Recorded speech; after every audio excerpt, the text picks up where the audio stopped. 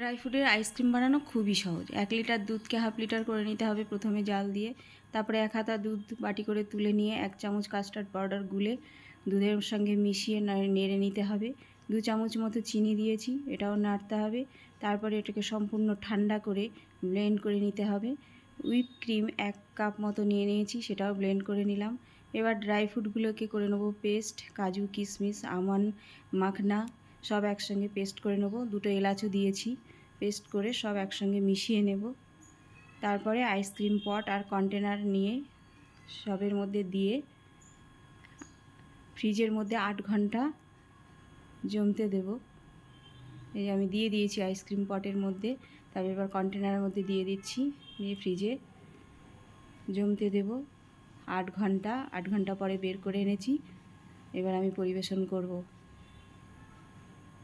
এরকম dry ফ্রুটের ice cream খুবই সহজ বানানো, বাড়িতে বানান, খান, এনজয় করুন। ধন্যবাদ।